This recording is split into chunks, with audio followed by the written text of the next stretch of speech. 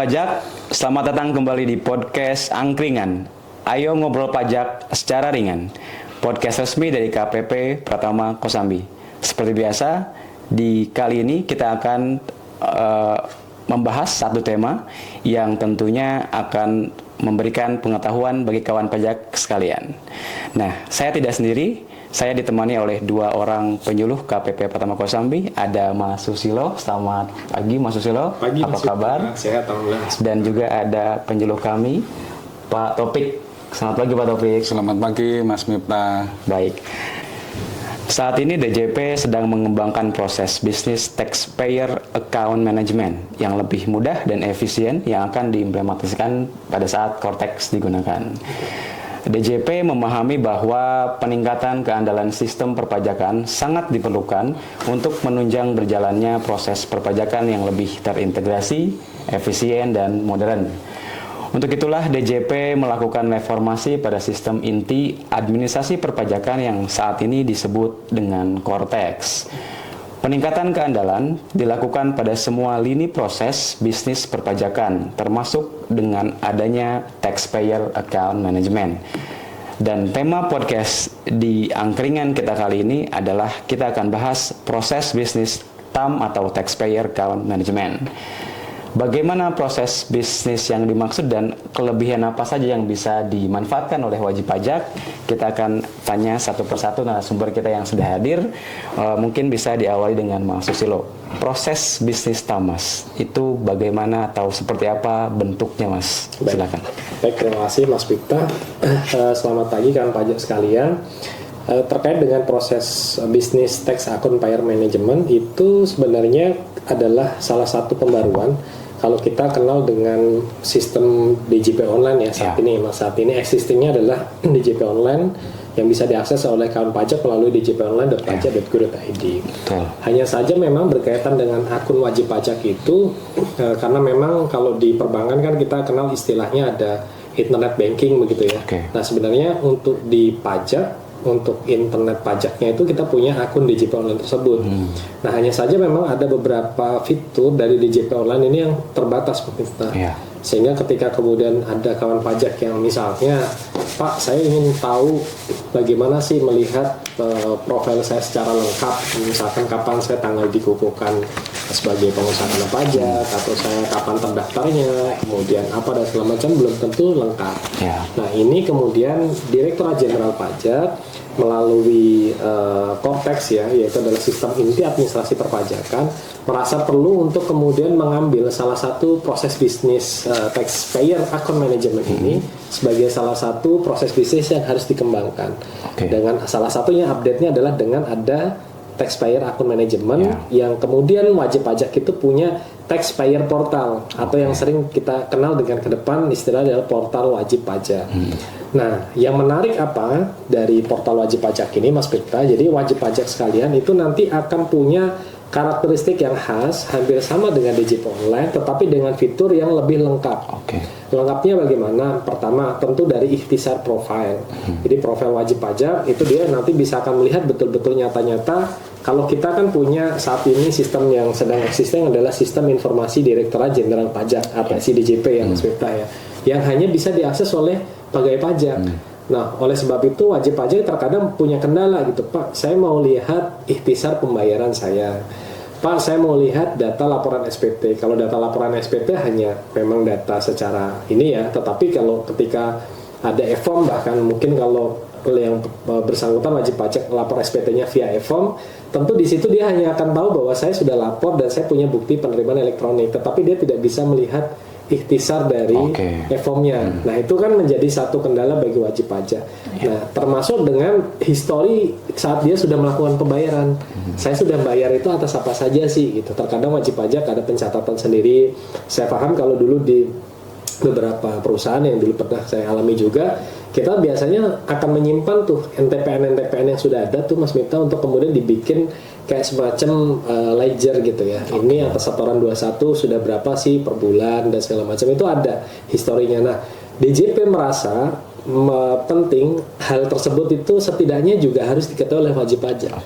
Sehingga informasi tersebut di-capture oleh DJP untuk kemudian disajikan tampilan portal wajib pajak itu secara komprehensif melalui adanya taxpayer portal. Oke. Nah, itu yang pertama sih berkaitan dengan hal ini dulu, Mas Miftah. Jadi adanya penyempurnaan tampilan profil WP yang saat ini eksisinya kan di DJP Online, Mas ya. Betul. Sebenarnya juga menu profil di DJP Online sudah tersedia, namun informasi yang disajikan masih Terbatas. lumayan terbatas. Dan ada informasi yang saat ini hanya petugas pajak yang mengetahui, tapi kelak WP juga akan tahu. Betul. Tentu terkait dengan kewajiban yang sudah dijalankan oleh WP tersebut ya, Mas Betul ya. sekali. Dibatasi hanya WP tersebut. Betul. Ya pastilah, masa WP lain juga bisa diketahui kan, nanti jadi ngintip-ngintipan ya, Mas ya. Kemudian tadi SPT ya.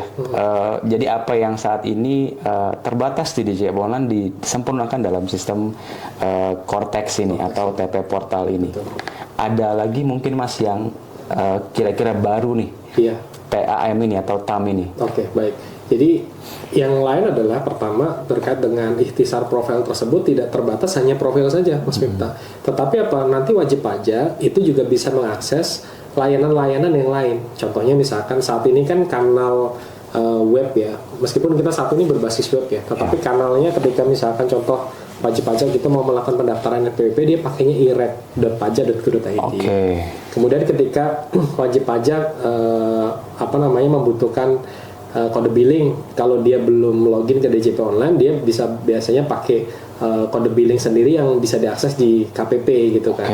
Nah, itu semua nanti akan terintegrasi dalam satu kanal di portal wajib pajak tersebut. Jadi nanti layanan-layanan seperti IREK, kemudian bahkan layanan kan sebagian memang sudah ada menunya di layanan DJP Online, itu akan ditampilkan di satu portal wajib pajak.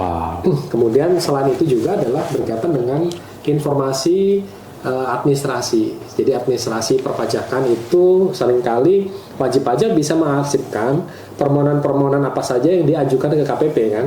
Nah, tetapi terkadang wajib pajak belum tahu produk-produk apa yang diterbitkan oleh kantor pajak yang akan disampaikan oleh wajib pajak tersebut. Misalkan apabila dia telat lapor, dia dapat surat tagihan pajak. Nah, notifikasi itu nanti akan dikirimkan. Jadi wajib pajak akan seakan-akan punya kanal juga untuk bisa melihat di desk-nya ya, di meja portal wajib pajak itu akan bisa melihat mana-mana surat masuk dan surat keluar. Jadi mirip seperti itu, Mas Miftah. Jadi surat masuk itu dia mengajukan permohonan apa ya, pengembalian pajak seharusnya tidak terutang, atau dia mengajukan apa ya terkait dengan pemindah bukuan. Nah, itu nanti bisa muncul, wajib pajak bisa melihat.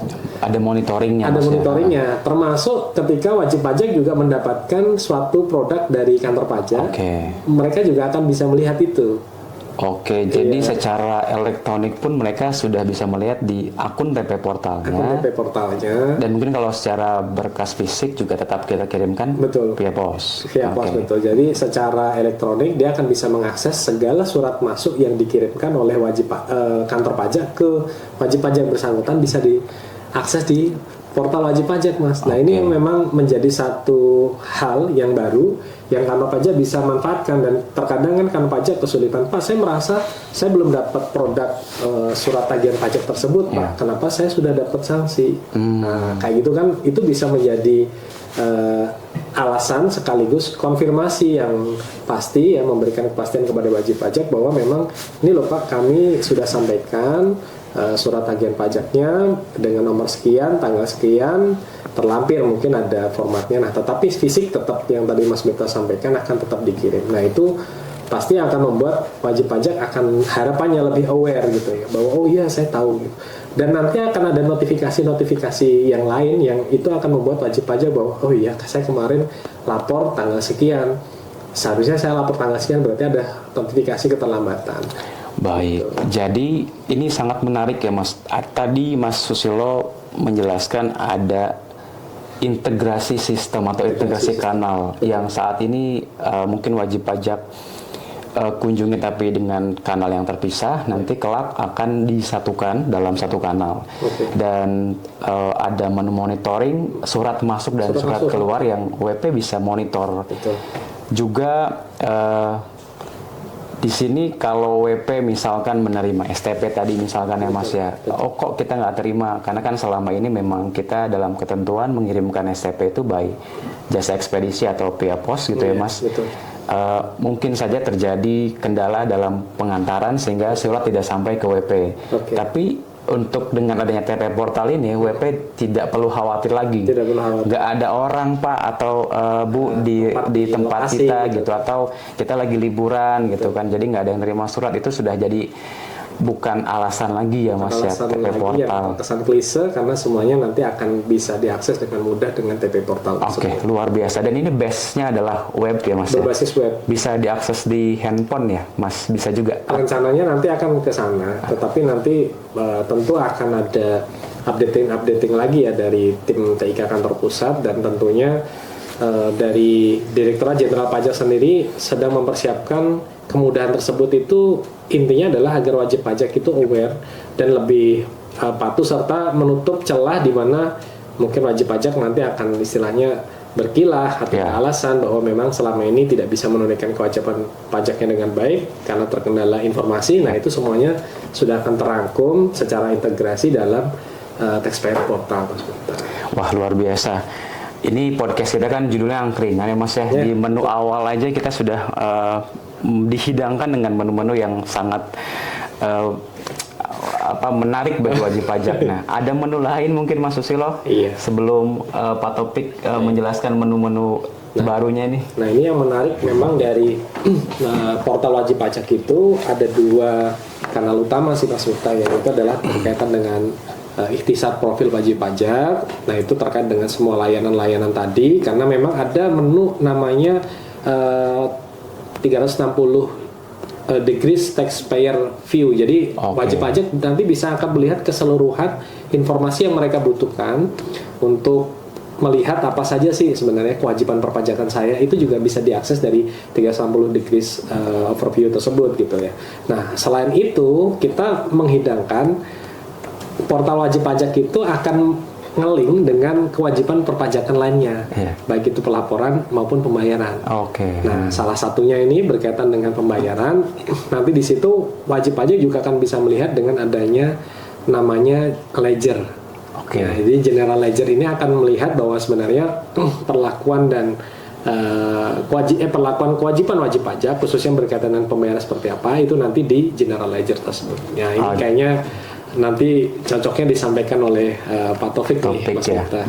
General ledger itu adalah buku besar ya Mas. Kalau kita kenal buku besar, wah tadi ada 2 jadi Mas ya, ada ikhtisar profil WP dan general ledger. General ledger ini bagian dari 360 derajat view dari pandangan WP. Betul. Baik, Pak Topik. Nah, kita coba beralih sekarang ke Pak Topik. Pak, tadi kita dengar bersama Mas Susilo sudah menjabarkan ada fitur ikhtisar profil WP yang lebih lengkap dibanding DJP online, dan ada lagi satu tadi sudah disinggung, general ledger. General ledger kan kalau yang umumnya adalah isi informasinya jurnal ya Mas ya, jurnal transaksi kalau di dalam disiplin ilmu akuntansi. Kalau yang ditanam di TAM ini seperti apa Pak? Taxpayer Account Management. Silakan Pak. Jadi di TAM itu tadi sudah disampaikan bahwa ada 2 menu utama mengenai profil wajib pajak yang lebih lengkap dibanding yang ada sekarang di DJP online, dan satu lagi adalah buku besar wajib pajak. Buku besar wajib pajak itu memuat catatan transaksi untuk setiap WP tentunya ya, yaitu kewajiban dan hak perpajakan yang disajikan dalam bentuk entry debit kredit seperti buku besar di komersial ya. Ya, itu kalau sisi kredit itu mengungkapkan hak-hak wajib pajak. Misalnya SPT lebih bayar. SPT lebih bayar itu nanti masuknya berapa sih lebih bayarnya? Masuknya di entry kredit sebesar jumlah lebih bayarnya. Terus kalau ada kelebihan store yang akan bisa dipindah bukukan itu ya, sementara masuk ke situ, di situ. Terus selain itu kalau ada produk pemeriksaan yang memunculkan SKPLB, ya masuk ke entry kreditnya gitu. Dan kalau debit itu memuat catatan mengenai kewajiban wajib pajak, misalnya lapor SPT kurang bayar, ya kan. Terus apa namanya, misalnya ada tagihan ya, STP atau SKP gitu. Intinya seperti itu sih. Terus selain itu juga ada apa namanya, ikhtisarnya. Selain detail itu namanya buku besar ya, ada transaksi detailnya itu debit kreditnya muncul semua. Tapi juga nanti kalau yang belum terbiasa membaca laporan keuangan atau belum terbiasa membaca ledger gitu ya, bisa lihat aja di ringkasannya berapa sih sebenarnya pajak saya yang masih kurang gitu bagi wajib pajak. Nah, itu. Oke, jadi di General Ledger ini Pak Taufik bahwa memang istilahnya sama dengan istilah yang selama ini kita ketahui ya, bahwa ada kolom, mungkin bentuknya kolom ya Pak, kolom kredit dan kolom debit. Tapi mungkin pandangannya adalah kredit dan debit dalam istilah perbankan ya Pak. Kalau kredit itu kan tadi haknya WP, sedangkan kalau debit adalah kewajibannya WP. Contohnya seperti tagihan gitu ya Pak ya. Iya betul. Nah, selain itu Pak, di General Ledger ini ada informasi apa lagi yang bisa WP dapatkan Pak? Ya, mengenai kalau sebenarnya kalau informasi mengenai misalnya wajib pajak itu mengajukan apa namanya permohonan apa, itu justru semuanya udah ada di profil. Jadi ini catatannya gitu, catatan mengenai angkanya gitu, angka kurang bayar atau lebih bayarnya. Saldonya gitu ya, baik rinciannya, terus di bawahnya nanti muncul saldo terakhir posisinya kredit apa debit gitu. Kalau misalnya pengajuan apa namanya permohonan kas ada di fitur di profilnya ya, itu prosesnya sampai mana gitu kan, atau misalnya ada fasilitas apa gitu ya yang dipunyai gitu ya, fasilitas SKB gitu ya, ada di profil. Jadi namanya buku besar itu cuman apa namanya, sajian dari transaksi keuangannya gitu. Oke, jadi sangat kembali ke istilahnya tadi 360 derajat view ya Mas Susilo. Jadi memang memperlihatkan utuh ya, pandangan utuh dari wajib pajak ya, baik dari sisi kewajiban maupun dari sisi haknya wajib pajak. Yang sebelumnya hanya petugas pajak yang bisa melihat, itu pun petugas yang memang mendapatkan otorisasinya, tapi sekarang wajib pajak bisa melihat kondisi kewajiban dan haknya sendiri gitu. Oke, baik. Dua hal yang nanti kita akan temukan dalam TAM ini ya, Taxpayer Account Management. Pertama adalah ikhtisar profil wajib pajak yang sajiannya lebih lengkap dibanding dengan DJP online saat ini. Kemudian ada General Ledger wajib pajak yang menampilkan 360 view dari sisi WP, baik dari hak maupun kewajiban. Kita coba akan diskusi, kawan pajak. Mungkin saya akan ke profilnya dulu Mas.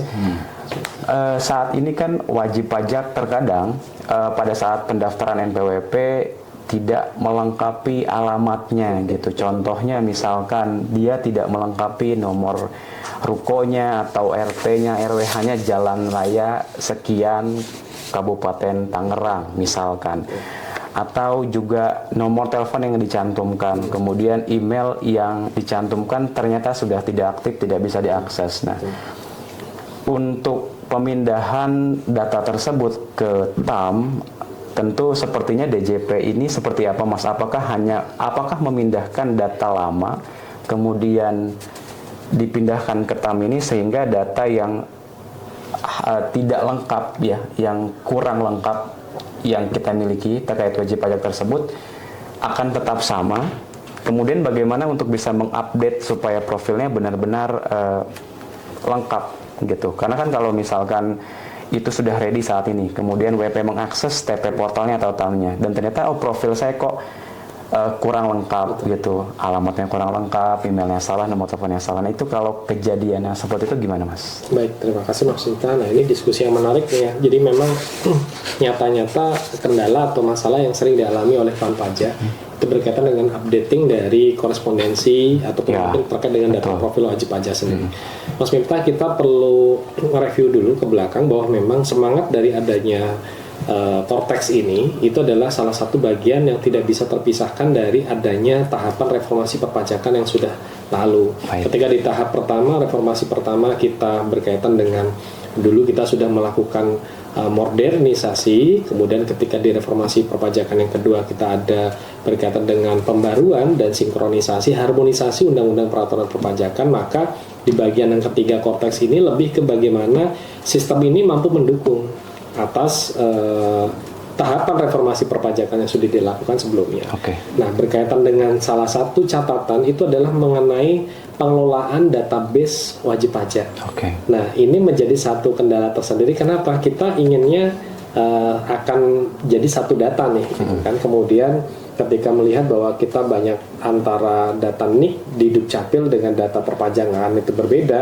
maka harapan kita adalah apa? Meminimalisir celah ya atau deviasi ketidaksamaan data dari Dukcapil tersebut dengan data di master file wajib pajak yang ada di DJP seperti itu. Nah, makanya dengan adanya taxpayer portal itu atau portal wajib pajak diharuskan untuk betul-betul aware dan perhatian dengan kewajiban perpajakannya maupun profil yang nyata-nyata yang wajib pajak miliki. Contoh, ketika nanti portal wajib pajak, maka wajib pajak akan mendapatkan notifikasi, termasuk barangkali ya Mas Miftah, nanti wajib pajak kan juga di situ ada berkaitan dengan penunjukan kuasa. Oke. Nah, kuasa wajib pajak tadi belum kita singgung. Nah, penunjukan kuasa tersebut maka otorisasi juga akan dilakukan. Jadi ketika sekarang ya rata-rata orang itu agak cuek ya dengan ketika dia ganti email atau dia ganti nomor handphone seperti itu. Nah, itu ke depan diharapkan tidak lagi seperti itu. Jadi kita mencoba untuk membuat satu sistem tetapi juga merubah habituasi atau perilaku dari wajib pajak tersebut untuk dia lebih aware bahwa saya penting loh untuk membuat updating data NPWP saya itu dengan melengkapi data handphone atau alamat korespondensi melalui surel itu dengan tepat sebaik-baiknya agar dia ke sana nih. Nah, dengan adanya hal tersebut, maka apa? Ketika informasi yang disampaikan oleh tim pesiap di saat itu, ketika belum wajib pajak itu statusnya non efektif, maka dia belum bisa mengakses portal wajib pajak. Oke, jadi memang harus aktif ya? Memang dia harus aktif di DJP online-nya dia. Jadi status NPWP-nya dia aktif, kemudian dia nanti akan mendapatkan EVIN. Bahkan ketika nanti status DJP online dia tidak aktif, posisinya kan otomatis dia tidak akan bisa mengakses portal wajib pajak. Nah, bagaimana dengan wajib pajak yang selama ini mungkin terkendala terkait dengan EVIN di DJP online? Maka memang sempat ada masukan bagaimana agar nanti wajib pajak yang akan menunaikan kewajibannya yang non efektif pun nanti bisa tetap diberikan aktivasi secara jabatan, bisa mengakses portal wajib pajak. Nah, tetapi itu tidak menutup celah agar wajib pajak jadi nanti saya nunggu saja deh. Nah, kan tidak seperti itu semangatnya. Semangatnya adalah betul-betul, apalagi sekarang kita sedang ada lanjutan ya Mas Miftah dari PMK 112, PMK 136 di 2023, ada Per6 kemarin di mana wajib pajak itu secara bertahap bisa menikmati layanan aplikasi perpajakan kurang lebih ada 37 item yang secara bertahap akan diupdate dengan adanya pembaruan NIK ya sebagai NPWP khususnya orang pribadi ya. Nah, itu juga sama agar apa? Agar wajib pajak itu memastikan gitu. Ketika saya melakukan validasi NIK sebagai NPWP, maka saya sudah memastikan semua data saya ada di situ. Termasuk yang paling penting adalah istilah FTU atau Family Tax Unit. Oke. Nah, ada kemungkinan ketika misalkan contoh wajib pajak yang dia memilih kewajiban perpajakan gabung dengan suami, istri perpajakannya gabung dengan suami, kemudian anak-anak ditanggung menjadi tanggungan suami. Ketika kemudian suami belum melakukan updating di Family Tax Unit atau mungkin di data profil DJP online itu adalah berkaitan dengan data tanggungan keluarga ya. Nah, itu tidak diupdate, statusnya menjadi valid, maka tidak serta-merta istrinya ini akan bisa terbaca NPWP-nya nanti ketika sudah mengakses portal wajib pajak.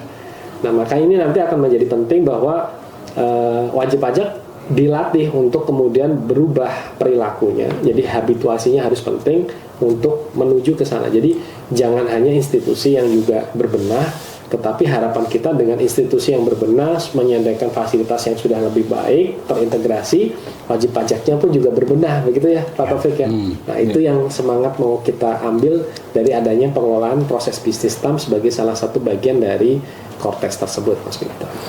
Jadi memang kompleks ya Mas. Artinya kanal TAM ini itu menjadi hasil dari proses adjustment di mana-mana Mas ya. Adjustment di mana-mana dari proses panjang dan updating proses bisnis yang mendukung dari tupoksi utama DJP khususnya layanan kepada wajib pajak. Wah luar biasa, ini saya nggak kebayang gimana bentuknya ya Mas. Ya. Pasti ikhtisar WP kan akan sangat lengkap. Betul, gitu. Betul. Dan kembali ke Pak Topik Pak, tadi Mas Susilo sudah panjang menjelaskan ikhtisar profil wajib pajak. Kalau bahasan general ledger, apakah informasi yang disajikan dalam general ledger WP itu real time atau memang dia dibatasi, misal saya atau WP ini mengakses di hari ini, informasi yang ditampilkan di TP portal atau di TAM tersebut adakah ada informasi ini adalah data per bulan ini misalkan Pak, atau memang tiap hari dilakukan updating oleh DJP Pak, sehingga memang informasi yang disajikan dalam general ledger tersebut benar-benar informasi terupdate gitu. Gimana Pak? Kalau itu ya mengenai buku besar atau ledger ini, general ledger ini kan berisi rincian transaksi yang terintegrasi bahkan dengan institusi perbankan ya. Oke. Itu memang pada dasarnya kan bulanan ya, bulanan. Itu terkait dengan prinsip perpajakan wajib pajak yang berbasis dari surat pemberitahuan, terus SPT, baik yang kurang bayar maupun lebih bayar. Terus berbasis juga dari penetapan. Yaitu STP, SKP, terus deposit ya, kalau ada deposit, terus ketetapan lebih bayar, ya, atau kurang bayar. Nah itu provinsi ini sih dalam hal ini ya, menurut informasi dari pusat tentunya ya, itu near real time, jadinya near real time. Nearly real time ya Pak. Oke. Tetap ada sinkronisasi tapi mungkin nggak lama gitu ya, cukup beberapa jam saja gitu kan. Oh luar biasa dong Pak. Iya. Karena tidak makan waktu berhari-hari. Karena kalau misalnya selama ini kan kita melihat dari yang ada, misalnya ya pelaporan SPT yang dilakukan secara online itu kita lapor sekarang, besok biru ya, nah gitu kan. Tapi besok biru, tapi kurang atau lebih bayarnya kan terlihat gitu kan. Oke. Ya kalau dengan Probis TAM ini akan lebih cepat tentunya kan. Terus yang dari hitam ke birunya maaf mungkin saya kurang cepat kok Pak itu. Cepat ya. Hitam biru itu adalah sajian informasi yang saat ini kita bisa lihat secara internal ya. Tapi kalau saat ini kan masih petugas saja yang bisa melihat. Nah nanti dengan Probis TAM ini wajib pajak bisa melihat lebih komprehensif ya. Termasuk data histori pembayaran Pak. Histori pembayarannya. Tercermin semua di situ. Apakah nyata-nyata kalau dengan ketetapan yang ada, saya baru setor sekian, apakah saya ada kurang bayar? Nah itu wajib pajak akan bisa melihat. Jadi minus atau enggak gitu kan. Selama ini wajib pajak pengen tahu melalui saluran mana mereka yang nggak tahu nomor telepon atau WA helpdesk itu datang ke kantor nanya. Nah atau harus menanyakan ke petugas helpdesk WA itu ya, atau lewat telepon berapa sih sebenarnya kekurangan pajak saya, itu udah nggak perlu lagi gitu. Wajib pajak cukup membuka akun taxpayer account manajemennya, udah nanti terlihat.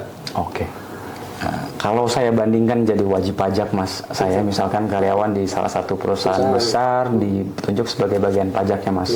Saya orangnya pelupa misalkan. Kalau orang pelupa kan naruh pensil pulpen aja dia bisa lupa gitu ya Mas, apalagi kunci motor mungkin ya. Nah berarti dengan ada TAM ini sangat membantu karena kalau kita agak acak-acakan pengarsipannya, Betul. itu nggak masalah karena dalam hilangnya masih dalam satu rumah yang sama gitu. iya, wow, luar biasa sekali ya. Iya. Ini tentu akan menjadi sesuatu yang baru bagi wajib pajak ya. Saya mungkin akan mewakili kawan pajak sekalian yang nonton podcast ini. Satu pertanyaan besar adalah kapan si TAM ini di launching gitu, dan apakah nanti ada satu periode di mana kawan pajak itu mendapatkan BIMTEK atau semacamnya untuk bisa lebih paham terkait proses bisnis TAM ini, Mas. Atau Pak Taufik mau membocorkan kira-kira tanggal launching si TAM ini, Pak, apakah setahun lagi atau beberapa minggu lagi gitu mungkin? Silakan Mas Susilo sama Pak Taufik, mungkin ada bocorannya nih. Nah, tadinya ini ya, tadinya direncanakan awal Juli ini ya, tapi rupanya karena ya kita kan melaunching sistem ini kan supaya sesempurna mungkin, tapi diupayakan awal tahun depan udah di launching. Dan masalah sosialisasinya dilakukan oleh DJP dengan berbagai cara, artinya bisa melalui sosialisasi langsung ya, atau sosialisasi melalui channel YouTube atau Instagram gitu ya. Udah dilakukan sebelumnya ya. Kalau misalnya untuk hal-hal lain ya, tentunya peraturan baru gitu kan. Gambaran umumnya seperti apa yang sifatnya ringkas, inti-intinya itu ada di Instagram atau agak detail di channel YouTube-nya, di channel YouTube Kantor Pusat Direktorat Jenderal Pajak atau channel YouTube masing-masing KPP kewilayahannya. Oke, Mas Susilo mungkin ada tambahan informasinya? Baik, jadi terkait dengan kalau dibilang kapan ya, tentu yang tadi disampaikan Pak Taufik bahwa memang DJP ini dalam rangka karena ingin meluncing gitu ya baju baru, maka ini harus memastikan dulu Mas Mufta apakah baju tersebut itu layak digunakan, maka perlu di situ ada trial ya. Jadi ada trial untuk melihat celah-celah mana yang masih kemungkinan itu menjadi celah yang istilahnya ini masih harusnya dibenahi nih, updating di sini nih karena sinkronisasi di sini atau mungkin dan segala macam. Kenapa? Karena memang dengan adanya portal wajib pajak, misalkan contoh kalau saya jadi pengusaha kena pajak, saya dikukuhkan sebagai PKP, saya kan punya segala kemudahan fasilitas ketika saya ingin bikin faktur, bahkan saya lapor SPT PPN itu ada di portal wajib pajak jadi satu, Mas Weta. Oke, PPN pun masuk ya? PPN pun masuk, bahkan nanti saya bikin bukti potong, itu semua hanya cukup dengan mengakses portal wajib pajak. Sementara kalau saat ini kan kita harus ke lapor SPT-nya dengan web e-faktur gitu kan, kemudian harus install e-faktur gitu kan. Nah, kemudian kalau di DJP online sih memang sudah integrasi ya untuk e-bupot sendiri ya. Tetapi dengan adanya portal wajib pajak, bahkan wajib pajak pun nanti bisa mengakses semua fasilitas layanan tersebut dalam satu portal saja. Nah, maka ini yang menjadi menarik. Nah, oleh sebab itu dengan DJP melakukan pengujian apakah memang ini sudah fit and proper dengan kebutuhan wajib pajak, mungkin kan wajib pajak juga ada masukan. DJP merencanakan bahwa memang di triwulan 4 setidaknya sudah ada pembekalan kepada wajib pajak untuk mengenalkan proses bisnis yang baru ini, Mas Miftah. Jadi dengan adanya BIMTEK ya, barangkali ada sosialisasi dilakukan melalui kanal YouTube, akan di launch 21 probis panduannya lewat YouTube ya, kanal YouTube yang siap yang sudah ditunjuk oleh Direktorat Jenderal Pajak. Kemudian nanti juga ada pembekalan, kita sudah menyiapkan kurang lebih 900 master trainer dan kurang lebih 5.000 trainer ya, menjadi tim edukator di setiap satker, di mana nanti dengan 900 dan 5.000 trainer tersebut akan berkolaborasi. Kantor pusat juga akan menyediakan helpdesk khusus untuk pesiap ya. Jadi untuk Kortex itu segala pertanyaan itu juga akan difasilitasi oleh tim helpdesk khusus untuk menjawab segala permasalahan berkaitan dengan aturan ataupun mungkin aplikasi. Nah, itu juga nanti akan disiapkan. Jadi harapannya kalau seperti itu berarti Oktober nanti sudah mulai ada wajib pajak yang mungkin kita undang gitu ya, untuk kita melakukan pembekalan sambil kita menunggu ya kapan launchingnya. Nah, itu menunggu arahan pimpinan. Bisa jadi mungkin mendekati di launch itu nanti ada pilot project ya, beberapa WP yang kira-kira bisa sekaligus try and error itu ya. Mungkin Oke. BPWP yang sifatnya prioritas agar dia bisa mendapatkan sensasi lah ya pertama kali menggunakan Sekaligus menguji sistem ini gitu kan. Oke. Jadi kalau kita bisa simpulkan bahwa sistem ini sebenarnya kalau kita bentuk presentasi sudah 99,9 sekian persen Mas ya. Tinggal penyempurnaannya adalah dengan adjustment, apakah ada trial, melakukan trial and error di beberapa Ada uji. probis ya Pak. Betul. Dan diganti ganti baju baru ini gitu, bahwa nanti akan dikenalkan 21 proses bisnis ya Mas ya. Yang akan berubah ini berarti TAM ini adalah satu dari 21 proses bisnis yang akan wajib pajak nanti kelola gitu ya. Artinya berarti nanti di podcast selanjutnya bisa jadi kita akan bahas probis yang lain ya Mas Susilo, Pak Topik ya. Bisa.